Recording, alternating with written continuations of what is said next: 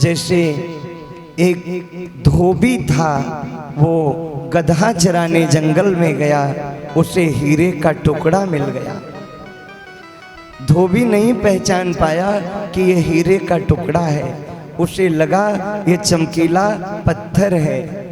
वो हीरे के टुकड़े को लाया और दूसरे दिन जब अपने गधा को स्नान कराने लगा तो उसी हीरे के टुकड़े से गधे को रगड़ रहा था। पास से गुजरता हुआ एक जौहरी जा रहा था। जौहरी की नजर हीरे के टुकड़े पे पड़ गई। जौहरी धोबी के पास आया और कहा, ये तू किससे रगड़ रहा है? उसने कहा, ये चमकीला पत्थर है। जौहरी ने कहा, बेचेगा? धोबी ने कहा, कितना मूर्ख है, पत्थर खरीद रहा है, बेच दूंगा। कितना दोगे? उसने कहा, 200 दूंगा। इसने कहा, थोड़ा और बढ़ाओ। उसने कहा, 300 ले लेना। धोबी प्रसन्न हो गया, मैं जंगल से जाके दूसरा पत्थर ले लूंगा।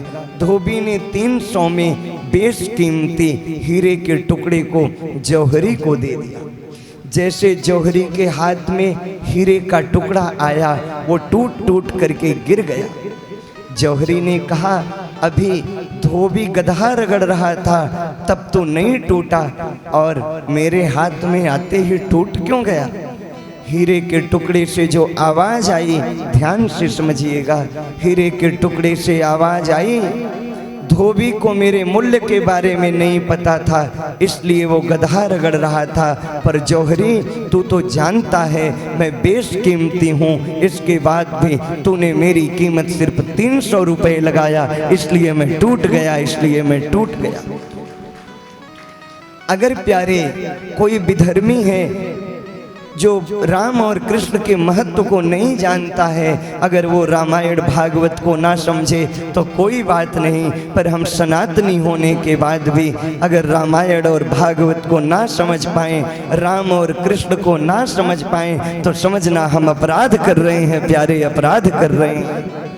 डर लगता है कहीं संस्कृति की शाम ना हो जाए, ये राम कृष्ण की भूमि कहीं बदनाम ना हो जाए प्यारे, बदनाम ना हो जाए। राम ने हंसकर सब सुख त्यागा, भगवान ने हंसते हुए सारे सुखों का परित्याग कर दिया। आज मैं ये निवेदन करूं, जो लोग हमेशा अपने आप को नकारात्मकता की तरफ लेके जा रहे हैं, चिंता की तरफ लेकर जा रहे हैं, उदासी की तरफ लेकर जा रहे हैं, रामायण उठाना और पढ़ लेना।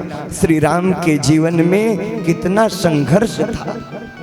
परमात्मा होने के बाद भी, सर्वसमर्थ होने के बाद भी, सर्वज्ञ होने के बाद भी परमात्मा ने पग पग पर संकटों को देखा है, संघर्षों को राम जी ने जिया है।